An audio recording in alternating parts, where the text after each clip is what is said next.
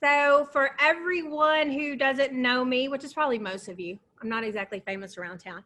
My name is Amy Bradley Hull. I've been one of the chairpersons of the used to be Arkansas Literary Festival for about 10 years now. Now this is our first year as the Six Bridges Book Festival. And what a momentous first year it has been, and that it's not happened yet.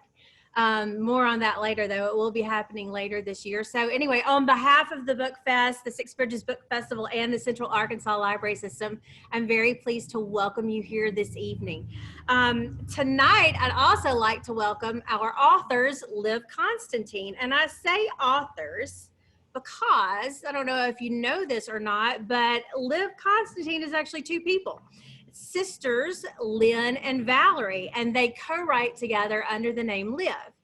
And they may live in different states, but that distance does not prevent them from writing best-selling thrillers that both entertain and disturb their readers. So their novel, The Last Mrs. Parrish, was a massive hit, and it was a cautionary tale about being careful what you wish for.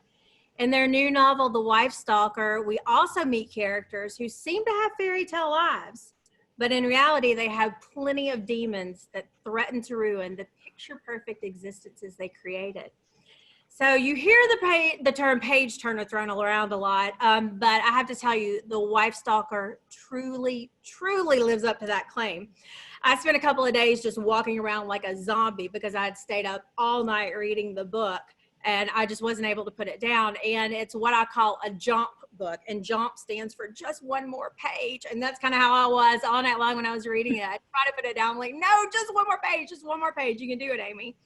And so it was truly unputdownable. And I have to tell you this too about the book. I consider myself a pretty savvy reader. I love a thriller, but I can typically see the ending coming from a mile away, and plot twists really don't often surprise me. But I have to tell you that the one in this book just blindsided me. It was incredible. I screamed in the middle of the night, much to my family's dismay, but it was absolutely wonderful. So I'm so excited to have Lynn and Valerie here with us this evening to talk about their new book, The Wife Stalker, to talk about their craft of writing and all other kinds of cool stuff. So Lynn, Valerie, welcome to you. Thank you so much. Welcome to Arkansas. Thank you. Are you going to be here in person? But this is absolutely the next best thing. So yeah, good evening to you. We're so excited to have you here. So we're thrilled to be here. Thank you for inviting us. Wonderful. Yes. Well, listen, if you don't mind, we'll kind of jump right into things. And I know, Valerie, you're going to read us a little snippet from The Wife Stalker. So go ahead, take it away. I'll throw it over to you. I will do that. Thank you. Piper Renard pulled into the parking lot of the Phoenix Recovery Center and parked in her reserved spot. When she'd been forced to leave San Diego 10 months ago, she wasn't sure where to go, only that she wanted to be as far away from the West Coast as possible. It had to be somewhere near the water, though, so that she could still sail on the weekends. And it needed to be a place where she could start over without standing out. After intensive research, she'd settled on Westport, Connecticut, a jewel of a town on the Long Island Sound. It had a sophisticated vibe and was just over an hour away from New York City by train. But best of all, it was the kind of place that attracted people from all over, rather than the kind of small town where everyone's family had lived for generations, making them nosy about newcomers. She'd found the perfect house, a sprawling white clapboard on the water, and joined a yacht club where she kept the sailboat she'd bought as soon as she came east. The one problem she had to overcome was how to reinvent herself. She couldn't continue with her counseling practice as her license was in her real name. So the next best thing was a business in a similar field. She'd been incredibly lucky to find an existing one for sale and bought the Phoenix Recovery Center a few weeks after moving to Westport. All she'd had to do was have a lawyer set up an LLC for her under the name Harmony Healing Arts. It's page turner. Had already been a thriving business offering meditation retreats, mindfulness, recovery programs, and nutrition and yoga classes. She grabbed her briefcase from the passenger seat, slid out of her Alfa Romeo Spider, and walked toward the entrance of the building, feeling a sense of pride as she looked up at the sleek, two-story structure of glass and cedar. She unlocked the front door and went directly to her office. It was still early, 6:30 a.m., but Piper liked to be there well before the center opened at 8. It gave her time to get centered before she thrust herself into her busy day. She opened her laptop to check the social media accounts for Phoenix recovery. Instagram first, another 300 followers. Excellent. It must have been the podcast episode she'd uploaded yesterday on filling your own well before trying to fill someone else's. Twitter next, 35 retweets of her blog post on selfishness being the new selflessness. And on Facebook, the center had hit 10,000 likes. A very good morning indeed. She dimmed her office lights and pressed play on her iPad. As the soothing sounds of Debussy filled the room, she closed her eyes and leaned back in the chair. Maybe things were really going to be different here. They had to be. She couldn't keep starting over and finding new places to hide. Ooh, I love it. Right off the bat, we know that there's something a little off about Piper. I'm almost jealous hearing you read those first pages again, because I kind of wish I could go back to the beginning of the book before I knew everything that had happened. And I have to say that, in fact, I did do that, because I will tell you, it's one of those books where, as I was reading it, I was like, well, that's a little off. That doesn't seem to work. This doesn't make sense. And again, when I got to the end of it, the plot twist and all that kind of stuff, I was like, oh, wait a minute, so much makes more sense now. But I'm not kidding you. As soon as I finished the last page, I turned back to that very first page you read. And I was starting to go over parts of it again so that I was like, oh, wait, now I think this makes sense now. And so I was kind of going back into referring some stuff. So, like, I honestly have a little bit of chills up my spine hearing that again. So, awesome. Thank you so much for reading that for us. Yes, so everyone out there in the audience, like I said, I'm jealous of you if you haven't read it yet. If you have read it yet, you know exactly what I'm talking about. If you haven't read it yet, I'm jealous of you, but go rectify that. So, all right, ladies. So one of the first questions I wanted to ask you, and it's probably kind of one of the obvious questions, but I think it's really fascinating, and I think people would like to learn a little bit more about your process. So how does it work writing a book with two people? I mean, do you each take a chapter? Or I have to say, like with your books, it's kind of a common thing in your books for it to be written from different points of views. Do you maybe each take a character? Do you edit each other's work, or do you kind of like let a neutral party do that? Just tell us a little bit more about how you co-write a book like this together. I guess I can start. You start, Lynn. Okay.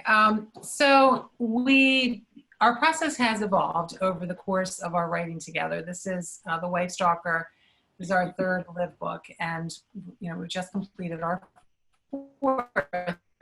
So when we wrote the last Mrs. Parrish, because it did go from two different points of view, we did focus primarily each on a character, although we both did write parts in the other characters section, and we edited each other's work. Then as we wrote our next book, we really came to realize that it was important for us to both be fully invested in every single character in the book, and to both be able to write from any perspective in any character. So at that point, we began writing individual chapters, and we speak in the morning and decide who's writing what. We go off and write separately, email the chapters to each other, and then we do edit them. We both say, feel free to add, edit, do whatever you like. And then we discuss that on FaceTime every afternoon. Now we're at a point where, rather than even doing complete chapters separately, we just do scenes, and often a half of the scene. So we know essentially, we don't plot the whole book out. We usually know the twist when we start, and we have drawn the characters and the setting and all of that before we've started writing. So when we begin the actual writing, we probably only know the first maybe 3 to 4 chapters that we're going to write. And that continues as we go. We talk about what's next.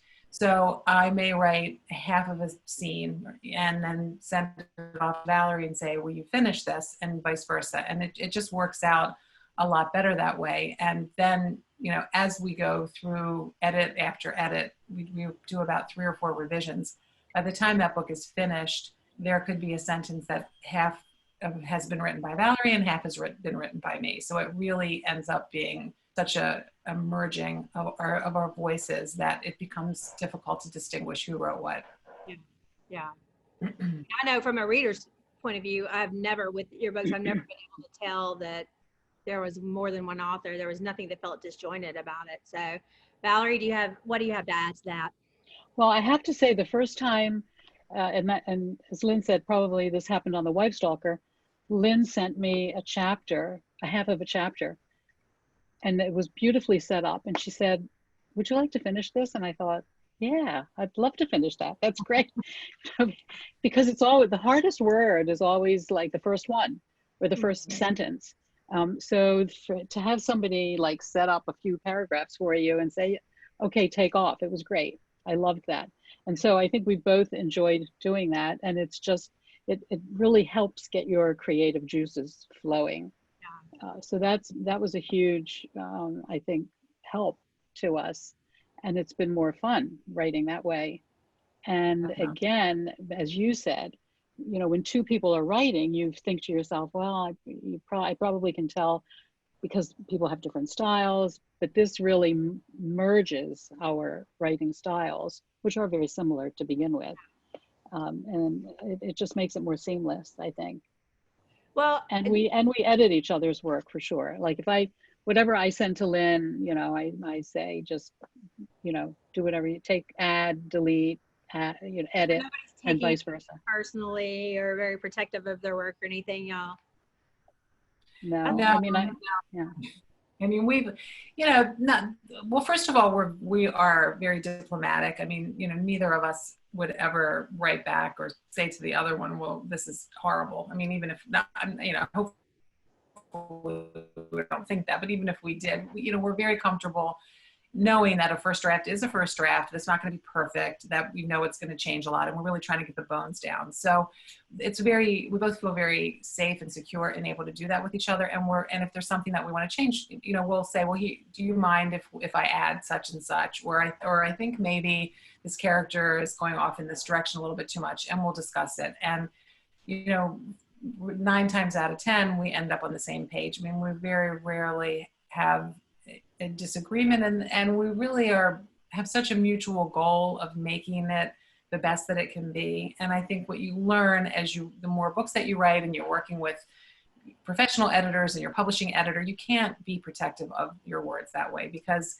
everybody's intent is to make the book the best it can be. And so you have to be able to take feedback. Not that you always have to change everything. If you feel that you know, if I write something and Valerie doesn't disagree, and I think that belongs that way, then I won't just capitulate. We'll talk about it. And we always come around to what is the most authentic thing and genuine thing for the character. And that's how we resolve it, because it's never about I want to be right or she wants to be right. We want the story to be right. I think that's beautiful. Like so when I think of, I can't even imagine trying to do something like that with my brother, my sibling. I just think, oh God, it would be horrible. But, you know, growing up, we were kind of like that too. Like we didn't always see eye to eye and a little bit competitive. So that leads me to ask, like, have y'all always had this kind of relationship with each other, even when you were younger? Or is this like, we're adults now and we can work well together kind of thing? Well, there's a big age gap between us. I mean, we're 13 years apart. So we didn't really grow up together. We have 2 brothers between us. And it wasn't until Lynn was about 13 years old that we, you know, that she became a person I could really talk to. And before that, I babysat for her. So from that age on, and then after she, you know, she went away to college and I was married at that point. And then when she came back, it was, we were like best friends. I mean, it was just, and I have to say that there are many people I would not give my work to and say, edit this. Mm-hmm. So like you know, I wouldn't give it to my husband and let him edit it, even though he's a writer. So there is something, I think there has to be something about the relationship too, that allows you to feel that comfort and safety in giving your work to somebody. Well, it definitely creates a wonderful product for sure. So, I have to ask you though, so given the circumstances that we're all living under now, where so many of us are working remotely and learning to collaborate in different ways, I have to ask you, y'all are experts at this. You've been doing it for a long time now. What's your advice for people who are having to work remotely or collaborate with each other in these new and crazy situations? Give us some tips on working together. I mean, I think the biggest challenge that we had in the beginning was just syncing up our calendars and making sure that we were, both able to work and hit our deadlines in the same way. So one piece of advice I would say is that when that you have to treat it, if you're going to collaborate and you're going to FaceTime or talk at a certain time, you really have to make it an appointment, put it in your calendar and honor that time. And if, not to say, because we do speak every single day, and if all of a sudden something comes up, then I'll text Valerie or she'll text me and we'll say, hey, can we move that time a half an hour because such and such, and usually that happens. But it's really keeping those appointments and treating it as you would any other business appointment. You have to take it very seriously, and that's something that we've learned to do because we aren't together, working. And so we have to know, all right, if I'm counting on or Valerie sending me a certain chapter or she's counting on me, then I need to be accountable to that. And if there's a reason that can't happen, then the communication has to be very clear and back and forth, so that you're both really respecting each other's time and each other's other commitments. Okay. What else would you add to that, Valerie?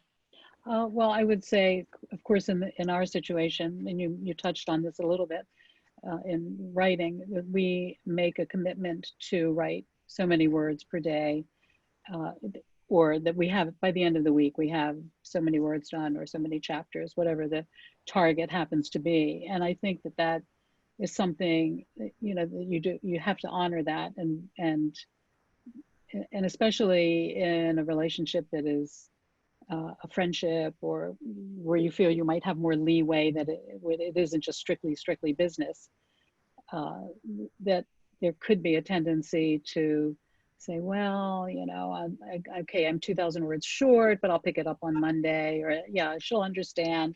So I think it's just really important that what you say you're going to do, you do, because it isn't fair to the other person who's, meeting whatever those targets are, quotas and deadlines. Oh, I see a kind of a theme of respect throughout this, and I love that. So one of our audience members has a question, and it kind of leads into my next question that I had for y'all. And again, audience, make sure you pop your questions in that Q&A section so that I can pass them along. But this person asked, did either or both of you write individually before writing together? And I know, so Lynn, this question of mine is kind of for you specifically. I don't know about before y'all started writing together, but Lynn, I know that you do write on your own now. You have your own solo work. So guys, Lynn writes under the name L.C. Shaw, and she has a series of books called the Network series. And the main character of those is named Jack Logan, and he's an investigative journalist, and also kind of thriller type books. But Lynn, I think you've got a next book coming out soon. So basically just tell us, and Lynn, I'll let you start. Let us know about your solo project. What's going on? Sure. So The Network is a book that I started a long time ago when I was still working in corporate marketing. And it was one of those books that I picked, I'd write, I'd put away, and it took over 10 years. And so when I finally began writing full time, I guess about 7 years ago, right before Val and I began collaborating again, I finished The Network and was pitching it. And then at the same time, Valerie and I started writing and wrote a couple books before Mrs. Parrish came out. So The Network finally was published by HarperCollins this past December. And as you said, it's a conspiracy thriller. It's more action-based, which is why it's so different from the psychological thrillers. And that was another reason that we used a pen name for that. They didn't really even want me to go with Lynn Constantine because it's so similar to Liv Constantine. And we didn't want to confuse readers and have them think that they're picking up one type of book when it's another. But it's a book, The Network is a book about what would happen if the entertainment world, the legislature, the advertising world, were all, there was somebody behind all of that working together to push a certain agenda. So it's very much conspiracy driven. A lot of people kind of read it and say, oh, this could be nonfiction, but it was a book that was on my heart for a long time that I really, and characters that I was very close to. And so the second one is coming out called The Silent Conspiracy. That comes out in September. The network is available now. And I'd like to at least write one more. I'm not sure, beyond that. So I write that in between what Valerie and I write together. Okay. Valerie, do you have anything on your own, or? I have not published on my own. I am finishing up one, which is also not a psychological thriller. It's more women's fiction, contemporary women's fiction. And that I should have that finished this summer. And I do want to say quickly that Lynn, I just got in the mail yesterday, Lynn's advanced reader copy for The Silent Conspiracy. And I started reading it last night, and it's terrific. It's really, really good. Oh, Did you put it down? Did you stay up all night? Is it a jaunt book? One more page? I'm sorry. Is it a jaunt book? I hope so. Yeah, it is. Absolutely, it is. Yeah. Oh, I'd be reading it right now, but. I'm glad. I was nervous. I sent it, and I said, because I wanted to tell me the truth. So I said, I hope you're really gonna like this, because I knew she liked the network. No, this is a different thing, writing on your own. As when Valerie and I write together, we have each other to bounce any kind of criticism off of it, any nerves that we have. It's like, all right. And so it's a little scary when you're totally out there on your own. It's a very different experience than it is writing together with I can see your sister. Mm-hmm. Well, so Valerie, speaking of more kind of like contemporary women's fiction, I think back to y'all's very first book, Circle Dance. Would you say that it's more kind of like Circle Dance than? It's definitely in that genre. The characters are a little older, and it's definitely a different sort of story. I would say Circle Dance was more of a family saga. Yeah. This focuses on a woman, and there's also a very precocious 10-year-old little girl in the story too. Well, we look forward to that. So speaking of Circle Dance, I think a lot of people, y'all probably became really big names with the last Mrs. Parrish. So, I mean, it was just an absolutely huge hit. That's when I first heard of you. And I don't want to call you kind of an overnight success, but you did get just huge attention all of a sudden with that book when Reese Witherspoon picked you for her book club. I mean, that's how I heard about y'all in the first place. And I think that's probably what drew a lot of your audience and your readers. So I don't know, I'll kind of start with you, Valerie. What is that experience like? I mean, what is it like to all of a sudden have Reese Witherspoon say, read this book, these ladies are awesome? I mean, what does that feel like? How do you have to deal with the sudden fame and that kind of stuff? It was amazing. We were stunned. We really were. The week or 2 weeks maybe before that, we found out that the book was going to be featured in People magazine. When they do those three books every week, and we were just ecstatic and felt like, man, that is the pinnacle of what we expected. And then 2 weeks after that, we get the call from our agent who said, we were together actually. Lynn was here in Annapolis with me, and we were doing a book club for Mrs. Parrish. Came back, and on the way back, we got a phone call from our agent saying, do you have time to sit down to talk to? Are you sitting down? Yeah, to our editor and to me. And Lynn said, yes. Are we in trouble? And she said, no. We'll just, when you get back, call and we'll have a conversation. So we sat down at my kitchen table, and my husband was there too. And they said, "Are you sitting down?" And we said, "Yes." And they told us, well, you've been selected. Mrs. Parrish has been selected for the December Reese Witherspoon pick. And we just started, I think, whooping, or it was like, "Oh my gosh, we can't believe this," and they're really going off. And of course, my husband is sitting there looking at us like, what? Because he couldn't hear anything. And so our agent said, "Now you can't tell anybody, not even your husbands, because this won't be announced." I think it was for 3 more weeks or something like that. Yeah, like it was get announced until the middle of December. Now they do it, I think, in the beginning of the month. But then, so you can't say anything to anybody. So we hung up, and my husband said, "Wow, what was that about?"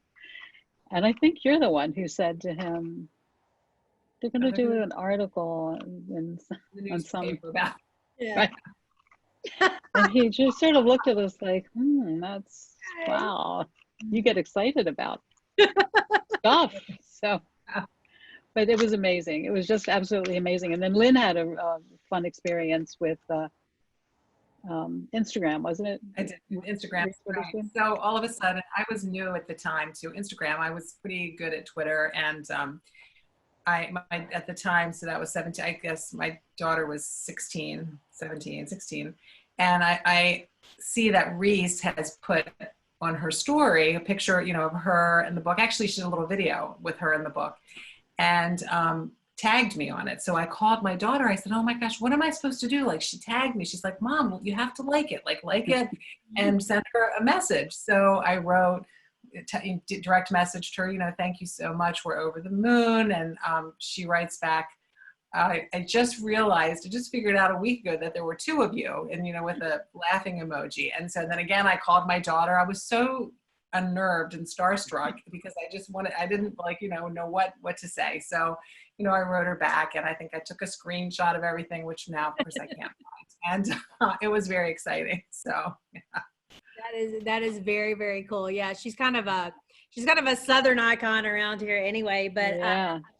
She's done so much for reading and for book promotion and that kind of stuff, and then also kind of taking some literary works and helping them get produced and spread even further through shows and that kind of stuff. Now, I know that there was some buzz a while back about Last Mrs. Parrish at least being turned into a TV show. Is that still on? Kind of what's going on with that? I know it feels like the world's on hold right now. I don't know. Everything seems like it's on hold. We do have an option with Amazon Studios for a limited series, but I'm not sure whether or not that's going to happen or not. So we will have to see. That's again, things are on hold. So for sure.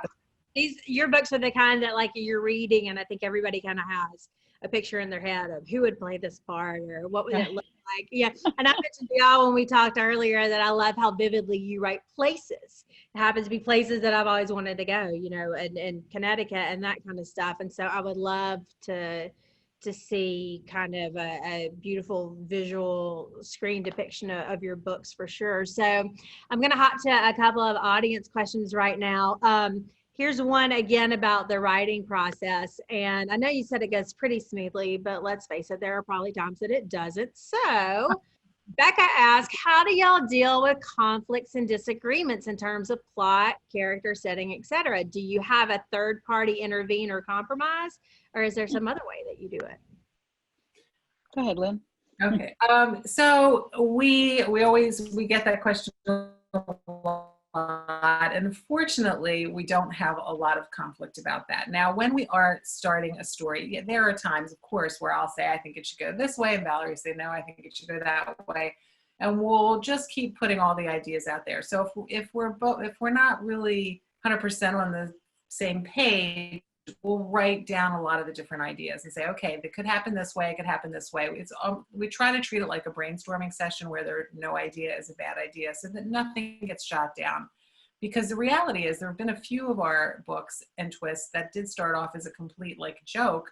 And the more we thought about it, we're like, no, actually that works. So we write all of that down. And then as we're starting to hone things down, occasionally we will go back and forth not necessarily agreeing. But again, we really try to say, all right, if this is what we're writing and this is the type of person, really what makes the most sense. And we end up coming to an agreement. There have been a couple occasions where we just couldn't see eye to eye on it. And then what we do is we email our agent, and one time our agent, one time our editor, and we say, here's 2 points of view. We're not going to tell you which is which. What do you think? And then what each of them said. And I think one of the times they chose Valerie's and one of the time they chose mine. So that's essentially how we do it. And hopefully that will continue. I hope we don't ever have a time where we're completely at odds and can't resolve it. And I think if it was the kind of writing relationship or partnership where we disagreed a lot and knocked heads to the point where it was uncomfortable, I don't think we'd keep doing it, because it wouldn't be fun to write it under those circumstances. Right. So, you have to be diplomatic and tactful, and not jump on somebody else. It just wouldn't.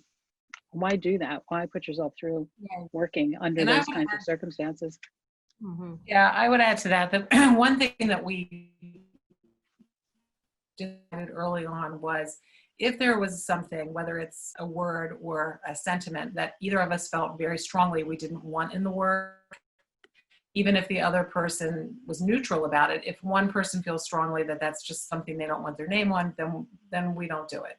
Because again, we both have to feel comfortable with the work that's out there. And there aren't many things like that, but so that's another thing. So that we're not going to have an argument about those certain things, or we would just know, okay, if that's really something that bothers you, that you don't want to see in print, then we'll find another way to get whatever we're trying to get across, because there is always another way. There's not just one way to do something.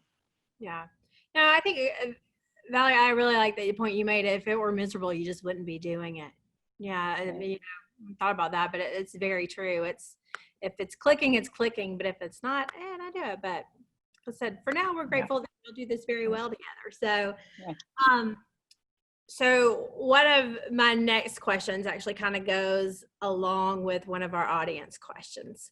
So one of the things I wanted to know was, I think y'all are really, really, really good at writing, just like I said, very shocking plot twists, keeping readers guessing, just like crazy stuff that you don't think it could work, but it really works.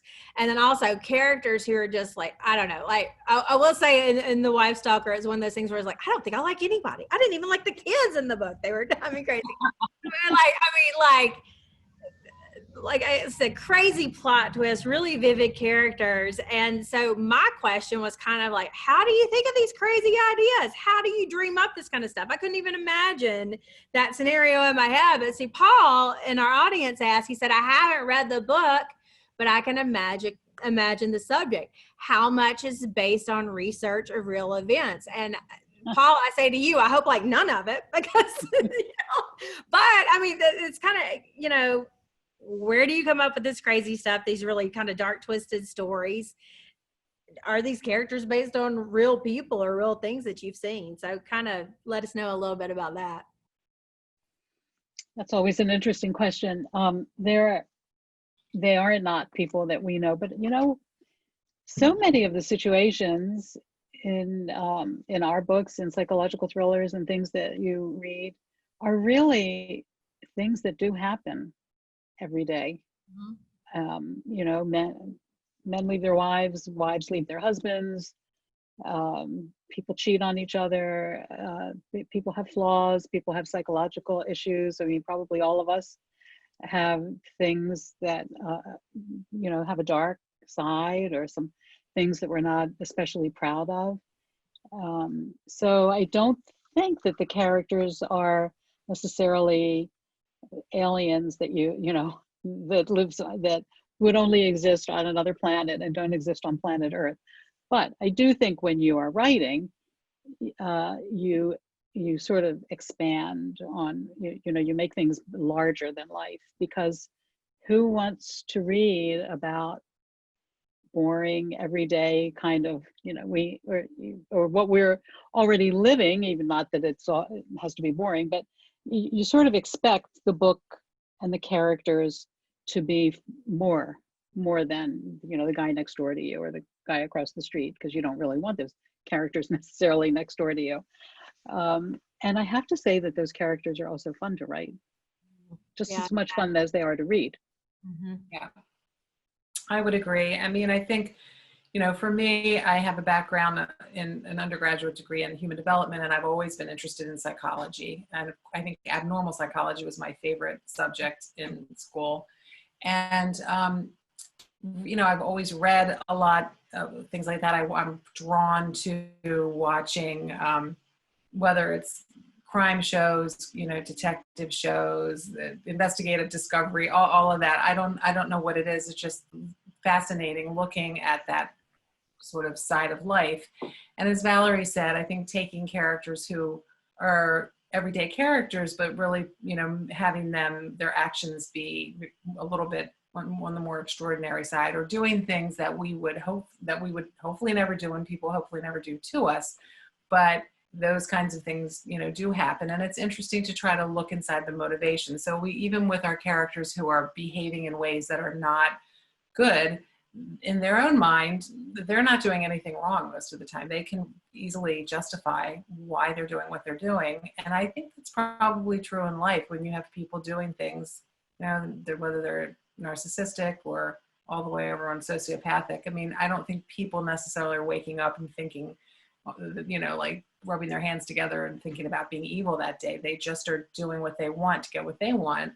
And if there's collateral damage, so be it. And so I think that, you know, just kind of is an interesting thing to write about. Yeah, no, and I love that you brought that up about kind of the crime shows and everything, because I had someone last week, I think, asked me, you know, like, what kind of person would like this book? And I said, look, if you're really into Dateline or your true crime podcast or that kind of thing, then this is definitely something that you would love.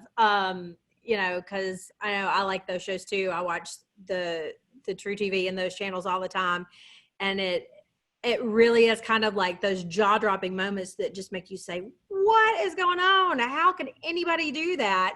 But at the same time, yeah, I mean, I say it's very crazy characters and plot twists, but I knew when I was reading the characters in this book, I knew people. I know exactly who Leo is. I know that man, you know, and Piper especially, you know, somebody said what's about, and I was like, well, she kind of into yoga and wellness and that kind of stuff. And they're like, oh, I bet you can really relate to her. And I was like, no, I can't. I was like, well, kind of can actually, whether I want to admit it or not. So yeah, it's just, you know, but again, I think that goes back to how richly you kind of write people and your characters and everything. They do feel, while at the same time you want to be like, oh my gosh, no. At the same, they're very, very relatable. They're very well drawn and relatable for sure.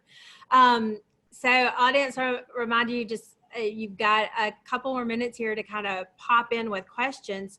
I want to know, though, from you two, what are you really into right now? What are you reading? Genre, author, anything like that, besides Valerie reading Lynn's new book? What is piquing y'all's interest? What kind of stuff is filling you up right now? As we all are typically have a little bit more time at home to read and do that kind of stuff right now. What are you into? Well, before I picked up the Silent Conspiracy, a friend of mine was over the other day. We were just social distancing outside on my deck, and we were talking about books and authors, and we started talking about James Michener, who I think I've read all of his books, right? But he said, have you read Caravans? And I said, oh, I don't think I've read that one. Anyway, it's about Afghanistan. And it of course isn't current, but it goes back to when the Taliban was beginning, and so he lent it to me, and I started reading that, and I thought, I know so little about the formation of not really the formation of the country, it's been there forever, but so little about the country, and I thought that Michener would probably be a good way to go, and it's only that thick instead of that thick like some of his books, right? few weeks with a Michener book for sure. So, Yeah. and some ARCs, some of advanced reader copies too. So, Cool. I just finished The Last Flight that I'm going to be talking to her. Actually, she'll be at the Poison Pen, which was really interesting, very compelling psychological thriller, as well as Wendy Walker's, an advanced reader of Wendy Walker's Don't Look for Me, coming out in September, which was great. And then I've got it here actually, I'm reading Jesus Feminist, which is very interesting look at revisiting the Bible's view of women from the point of view of that Jesus was actually more of a feminist than, this view that the church has right now of kind of keeping women silent. So that's been interesting, especially in these times, to do something a little more contemplative. So that's on my bookshelf right now. Cool. So I heard you mention the Poison Pen. Are you referring to the bookstore? Yes. Yeah.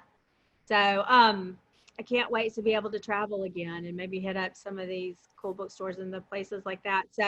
So you obviously are really into thrillers, and you like to kind of stick to that genre. Well, I mean, obviously not just stick to that genre, but you like reading other, because I know sometimes I've heard authors say they don't like reading other books within their genre because they either don't want it to kind of unintentionally seep into their work, or sometimes they're like, I wish I'd done it that way or that way, but that doesn't bother you at all? No, I mean, I wouldn't read a book that was about the same. If Valerie and I are in the midst of writing a book, like The Wife Stalker, I wouldn't have wanted to read something similar to that while we were writing it, just so that there wouldn't be even any unintentional borrowing from something. So I think that, as long as it's different enough from what we're working on, I like a whole range. I love Dean Koontz, who's technically, I think, more horror, but I find him more thriller. I like some of the conspiracy. I like David Morrell, a wide range. And I do like contemporary fiction, women's fiction, but I just haven't had a chance to read too much of that, because we do get a lot of requests for blurbs, which we like to try to do because we know how much it meant to us when we were breaking in. So we do still try to, if we can, do at least a few of those a month. So that takes up some time. Really awesome of y'all, though, to do that. I know, again, from talking to authors previously, that kind of thing is really important to them. So being able to read other people's work and support them and give them a plug and everything, that's very cool. So I'm trying to think, let's see if there's anything else from the audience here. Do you prefer to write about darker, more negative characters, or do you prefer the more likables? And what's your favorite thing to write about? So I know that you're writing these types of books, and that's kind of y'all's zone and what you're comfortable with. But if you could scrap it all, would you write something like really upbeat and cheery, or now would you stick with what you got? Yeah, no, I don't think I would write anything upbeat and cheery. Definitely like the darker stuff. Yeah. I mean, I might write a cheery greeting card or something like that to somebody, or a cheery message, certainly. But yeah, not a book. But, and I think probably all of you have heard actors say that the really fun roles are the ones that are the dark characters, or the ones that are so over the top, crazy, not crazy, but that they do things that just make you gasp. And they're the more fun ones to write as well.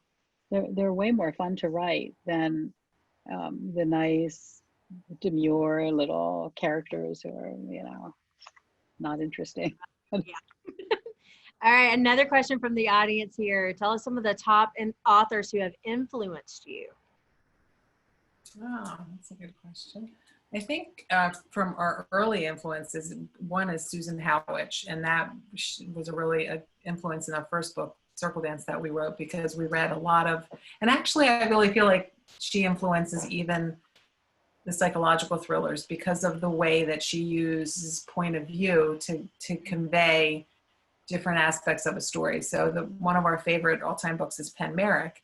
And in that book, you start off in one person's perspective, and you're very much on that person's side, and you're hearing about these interactions with family members and how he's being treated or she's being treated unfairly, until you get into that next person, and then everything switches. And it just always, it resonated and stuck with us, and is one of the devices that we now use to, like I said, to convey different parts of the story. So she was a big influence. And then for me also, Dean Koontz, as I said, I just love his writing style. I love the fact that he always has some sort of a message. It's not just a pure thriller. He does a lot with technology and bioethics, and I just find it really compelling and interesting. I'll turn it to you, Valerie. I would say that one of influences. my early influences was Agatha Christie, whose books I just really loved.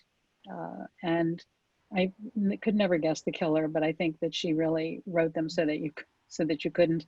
But what I love, and I think what we have tried to bring to our books, is that everybody there's secrets, and everyone has this sort of hidden life that isn't seen by everybody else. And so you go from person to person to person, and it's like these layers they keep getting uncovered.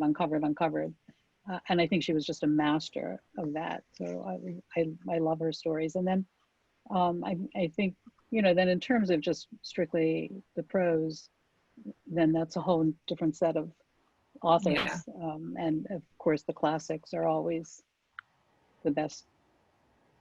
You can't top that, I think, in terms of trying to improve your writing. Good point. So another question here. Do you think that during this pandemic period, when people are maybe staying home a little bit more, that we're going to see a lot more books coming out soon? Authors have been able to stay home and write, either existing authors or new authors too. Has it been easier for y'all? Do you think you kind of have more output? Do you think we should expect instead of like a baby boom, a book boom after this? I don't know. I'm hearing a lot of my friends and author friends saying that they're having a hard time writing during this period. I think, because it's so anxiety ridden and so much uncertainty. So I mean, for us, we were at a point when all of this started where we were in edit, so we weren't having to create something completely new, and it was actually sort of a refuge for us to just lose ourselves and not have to think about it. Maybe as time goes on, I mean, hopefully this is going to get better, but if, one way or the other, I guess people are going to adapt and adjust. So that may happen as people are finding more time. But interesting thing about it is the first few weeks we had all this extra time because everything stopped, but then everything turned virtual. And that old saying that nature abhors a vacuum. The time, our calendars, and I think everything that went filled up. So I'm not sure people really even do have that much more time, because they've found other ways to fill it. And plus they've got children home, right? Homeschooling, other obligations. So I'm going to probably say, I don't think so, but who knows? What do you think, Valerie? I think you're absolutely right. I've even heard people, like I've been meeting with my book club, we're Zoom meeting, and so many people are even saying that they're having trouble reading books right now. And I told you right? that. Yeah. I mean, I think this has affected all of us psychologically in ways that we couldn't fathom at the beginning and had no idea. And I mean, it's even being proven medically now. I think that there's depression, and because it isn't just being forced to be home or not being able to work. I mean, the economic fallout, but what is the future? And I think that's where people are sort of feeling like, gosh, it's really bleak. And what is the future? It's just a big question mark. Yeah. I know I did hear, maybe it was on NPR or something a couple of days ago. It was an editor saying, don't anybody send me any more stories about the pandemic. I don't want them. We don't need them. All the pandemic stories have been done. So if you're an aspiring author at home thinking about writing a pandemic story, don't do it. Right. I know. Yeah, that's the last thing I would want to read right now. Although interestingly, the books that are already out there about pandemics are surging in popularity. There are some people for whom I think they find comfort in reading about Almost these like things. a resource guide right now. Yeah, well, maybe, right. But I feel like we're living it. I don't really want to read about it. Yeah, me too. We'll stick to escapism fiction like what y'all write. That's much better. We've got time for another question here.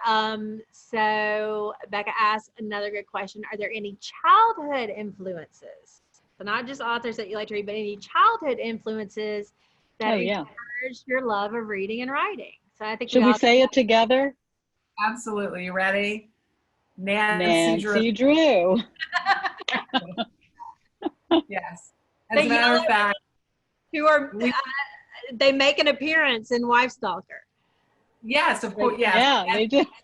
And Parrish, right? Parrish, I think too. Yeah, Mrs. Parrish too. Yeah. Yeah. Yeah, Valerie had hers were the blue covered books, and then, which I inherited. And in fact, I wrote, her name was in it, and I scratched her name out. And remember, we have the age difference, and I wrote my name, and I wrote like some little legal disclosure. At one point, I wanted to be a lawyer too, and I like something like, "This is now the property of Lynn Constantine." And then my father used to buy me a new one every week. We would go to Hutzler's department store, which isn't around anymore, and they had I think the second or third floor books, and I used to look forward to going, and yeah, I couldn't wait to get my hands on it and just read it, nonstop. So we loved Nancy Drew. It was that was just fabulous to get it. It was delicious to get a new Nancy Drew book. Wasn't it? Yeah, just wonderful. Well, and thankfully there kept being. There were lots of them too. That was the great part about it. And I know this is, I have a middle schooler. He's a boy, but I know his friends who are girls and everything. They're still reading Nancy Drew. It's not gone out of style. They're still reading it in middle school. Great. I love it. So, and Little House on the Prairie too. When I tell people like, "Oh, I read that when I was little," they're like, "No way." Before you were born.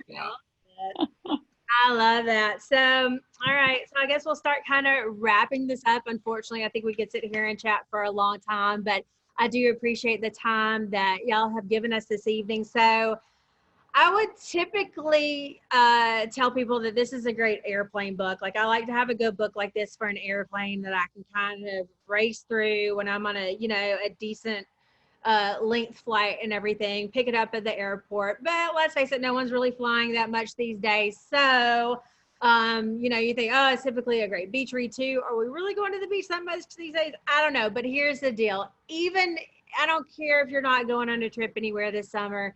If you're doing any kind of relaxing at home, if you have any kind of getaway, even if you're just hanging out on your back porch with a glass of wine or hanging out by the pool, this is the perfect summer read for you, and you really need to grab it. Just because you can't go to the beach right now doesn't mean you can't have a beach read. Of course, we have copies at the library that you can grab. And for those of you who don't know, there are cow branches that are starting to open up again. But our local bookseller partner, Wordsworth Books, also has plenty of copies of this book for you. They knew that we were having this talk. They've got it in, and even if they run out, they can quickly get you a new copy. And I think they might even still be doing curbside pickup and some local delivery, if I'm not mistaken. So I encourage everyone to go out and grab a copy of this book. Before we completely go, though, I'd like to just remind everyone of a couple of things. I mentioned that the Six Bridges Book Festival was supposed to be in April, like always, but this year it's been postponed to October. So I hope y'all can join us. It's October 8th through 11th for the newly rescheduled festival. We have a lot of the authors who were going to be here in April who are actually going to be able to join us still in October. So that's great news. And while I'm sad that we had to postpone the event in April, it really has allowed us to bring you exciting virtual events like this one. We do have another one coming up. There is another Cal Six Bridges Presents event. That was hard to say. On Thursday, August 13th, it's going to be featuring Matthew Van Meter, who's the author of a book called Deep Delta Justice. Very timely book. It's going to be a really timely discussion. It deals with civil rights and the justice system. So it's a very important topic right now. And then the last thing I want to remind everyone of is, times are weird right now. It's very important to stay connected to your community. Like Lynn and Valerie mentioned, stay connected to each other, work together with each other, give each other a lot of respect and grace. But I want everybody to remember that the library and the CAL system is really a great community resource for you here. So from everything from staving off boredom with ebooks and audiobooks to giving you a quiet space to work if you can't work from home without kids driving you crazy, or even to locating the resources to find a new job. CAL staff is here to help you. You don't even have to set foot in a branch if you don't want to. They have a great local resources page on their website. So make sure to use CALS to stay connected and take advantage of all the amazing free programs and resources that they offer our community. So with that said, Lynn, Valerie, thank you so much for being here with us tonight. It was such a pleasure. I do wish you could have been here in person, but this is absolutely the next best thing. And I really enjoyed the conversation. I know our audience did too. If there's anything else I would like to add, you can throw it in right now. But otherwise, thanks so much. And we hope we get to see you in person sometime. I hope we do. We look forward to that. Thank you so much. Thank you. This Bye, is great. everyone. Stay well. Thanks so much for coming. Thank you. Good night. Good night.